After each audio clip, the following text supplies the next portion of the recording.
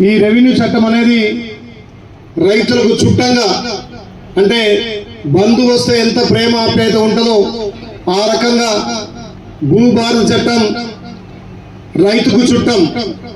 పెద్దలంతా చెప్పారు. మరి ఎందుకు ఈ ధరణి తీసేసి భూభారత్ వచ్చింది?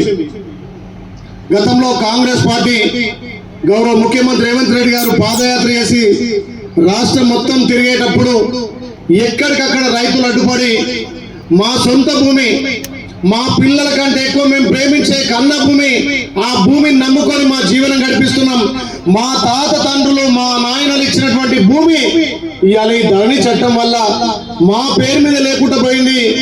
ఎవరో దొంగలు దోచుకుంటే రాత్రి రాత్రి మా పేరు మారిపోయింది. మొన్నదాకా రికార్డులలో మా పేరు ఉండే, మరి అలా ధరణి వచ్చిన తర్వాత మా పేరు లేదని చెప్పి ఎక్కడికక్కడ రైతులు మొరపెట్టుకున్నారు, రైతు కన్నీళ్లు పెట్టుకున్నారు. నిజంగా దాన్ని చూస్తే 2020లో ఆధారబాధగా తీసుకొచ్చినటువంటి చట్టం, ఇట్లా రైతుల అవగాహన కానీ, ఇక్కడ అనుభవం ఉన్నటువంటి రెవెన్యూ అధికారుల సూచనలు కానీ ఎక్కడ తీసుకోకుండా ఆధారబాధగా రెవెన్యూ చట్టం ధరణి చేస్తే అందులో ఎన్నో మోసాలు, ఎన్నో తప్పుల తడకలు. మరి అట్లా తప్పులు చేసిరు, దాన్ని సరిదిద్దుకోవాలంటే ఎంఆర్ ఆఫీస్ పోతే నా చేతులు లేదంటాడు. మరి ఎంఆర్ కంటే పై స్థాయి ఆర్డీఓ పోతే మా చేతులు లేదంటాడు. ఇక మనకున్న జిల్లా అధికారి, జిల్లా కలెక్టర్, జేసీ గారు ఏం చేయాలి సార్? మాతాను కూడా లేదు, మేము ఏం చేయాలి? అదే పరిపాలన అధికారులే మా చేతి లేదని చేతెత్తేస్తే ఆ రైతు ఏడికి పోవాలి? ఎవరికి మొరపెట్టుకోవాలి? ఎమ్మెల్యే తాని పోతాడు, మంత్రి తాని పోతాడు. ఎమ్మెల్యే చేతులు లేదు, మంత్రి చేతులు లేదు. అట్లాంటి ధరణి తీసుకొచ్చిన ఘనత గత ప్రభుత్వాలది. మరి అలాంటి బాధలను, అలాంటి ఇబ్బందులను ఇప్పుడే చాలా మంది పెద్దలు చెప్పారు. భూమి కోసం అన్నదమ్ములు చచ్చిపోయారు, తల్లిదండ్రులను చంపుకున్నారు. ఎకరం అర్ధెకరం కాదు, గుంటకాడ కూడా పంచాయతీ పెట్టుకొని నరుక్కొని ఇలా చనిపోయారు. ఇలా కోట్లలో కేసులు ఉన్నాయంటే భూ కేసులే, భూ తగాదాలే ఇలా హైయెస్ట్ గా కేసులున్నాయి. నేను వచ్చిన ఈ 15 మాసాల్లో కూడా పొద్దున్న నాకు 7 గంటలకు జనం ఇంటికి వస్తే వచ్చే 100 మందిలో 70 మంది మా భూ పంచాయతీ, నా భూమి ఆక్రమించుకుంటూ, నా పేరున పట్టా ఉంది, వాళ్ళ పేరున కబ్జా ఉంది, మా తమ్ముడు నా భూమి ఆక్రమించుకుంటూ, లేకపోతే నా పాలోట ఆటకు వచ్చాడు. ఇవే పంచాయతీలు. మరి దీన్ని గమనించి మన పెద్దలు రాష్ట్ర ముఖ్యమంత్రి రేవంత్ రెడ్డి గారు ఒక మంచి ఆలోచన, రైతులకు ఎవరి భూమి వాళ్ళకి సర్వ అధికారాలు ఉండాలి. ఎవరైతే కబ్జా ఉండి పట్టా ఉంటే వాళ్ళకు పట్టదారు పాస్బుక్ ఇవ్వాలి.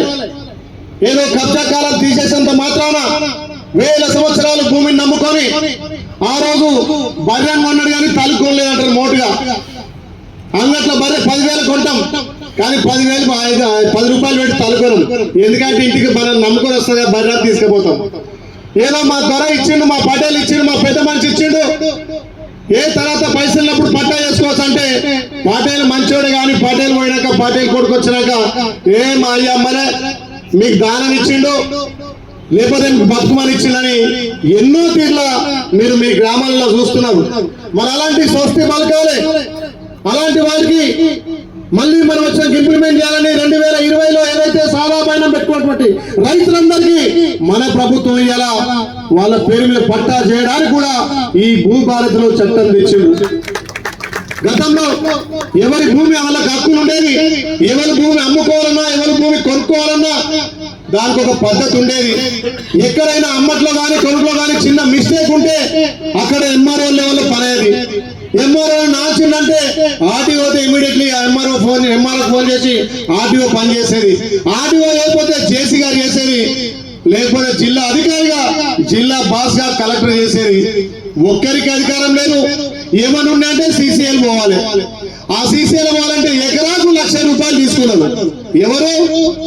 గతంలో ఉన్నటువంటి పెద్దలు ప్రభుత్వంలో అధికారం ఉండి మంత్రులు, లేకపోతే మంచి పైరోకారుడు. మరి ఎకరాకు రైతు 1,00,000 రూపాయలు ఇచ్చి సీసీఎల్ తీసుకోగలుగుతాడా? ఆ రకంగా దందా చేసి రైతుల మీద గుదిబండ చేసిరు. రైతు భూమి విషయంలో దళాలు ఉండదు, రైతు భూమి విషయంలో పైదాలు ఉండదు. ఎవరి భూమి వాళ్ళ ఖచ్చితంగా వాళ్ళ పట్టాదారు, వాళ్ళ పాస్ పుస్తకాలు, వాళ్ళ పట్టాలకు, వాళ్ళ కబ్జాలకు ఇబ్బంది ఉండదు అని చెప్పి ఎక్కడికక్కడ ఎంఆర్ఓలకు, ఆర్డీఓలకు, కలెక్టర్లకు అధికారం ఇచ్చినటువంటి ఇవాళ భూభారతి. అందుకే మనందరికీ ఒక రైతుకు చుట్టంగా తయారైంది. రైతుల నుంచి ఏమైనా ఆలోచన తీసుకుందాం, రైతుల సలహాలు తీసుకుందాం. వద్దు. రైతు నమ్ముకున్నటువంటి బతికేటువంటి భూమి మీద ఆ రైతుకు సర్వ అధికారం ఉండాలని చేస్తున్నాడు. కాబట్టి ఇది భూభారతి చాలా మన పేద రైతులకు, బడుగు బలైన వర్గాలకు అందరికి కూడా అవకాశం ఉండే విధంగా ఈ భూభారతి చేయడం తెచ్చినాం. నిజంగా పెద్దలు చెప్తుంటే ఇంత సులువుగా ఉందా అనిపిస్తుంది. రైతులకు కూడా అవగాహన కలగాలి. గతంలో 2020 వచ్చినటువంటి ధరణిని ఆ రోజు మనం ఎలక్షన్ మేనిఫెస్టోలో పెట్టాం. ఎలక్షన్ లో మేనిఫెస్టో పెట్టినటువంటి అంశం అంటే అది ఎంత పెద్ద ఎత్తు అంశం మీరు అర్థం చేసుకోవాలి. మేము ఆ రోజు చెప్పినాం, ప్రతి మీటింగ్ లో మీరందరి సహాయ సహకారాలతోటి ప్రజాపాలన అధికారం రాగానే ధరణిని బంగాళాఖాతం లేస్తని చెప్పినాం.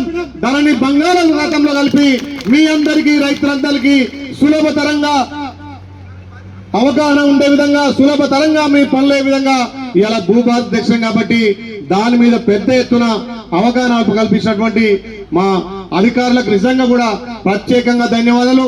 ఇలా మండల స్థాయిలో అవగాహన అవుతుంది.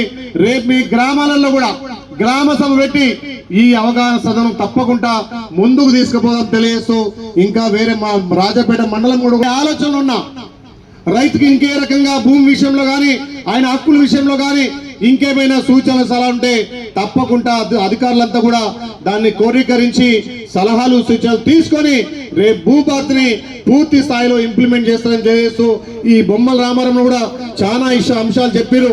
గతంలో అంశాలను కూడా తప్పకుండా పరిగణ తీసుకొని రైతులకు మేలు చేసే విధంగా, ఆ భూమిపై సర్వ హక్కులు మీకుండే విధంగా ఈ భూభారతి తెచ్చినందుకు రాష్ట్ర ప్రభుత్వానికి మళ్ళొక్కసారి గౌరవ ముఖ్యమంత్రి రేవంత్ రెడ్డి గారికి, రెవెన్యూ శాఖ మంత్రులు పొంగులేటి శ్రీనివాస్ రెడ్డి గారికి ధన్యవాదాలు తెలియజేస్తున్నా. ఈ అధికారులు ఇంత పెద్ద ఎత్తున ఈ సమావేశం నిర్వహించి దీనికి సహకరించినటువంటి మా తహసీల్దార్ గారికి నిజంగా కూడా ప్రత్యేకంగా ధన్యవాదాలు తెలియజేస్తాం. Thank you.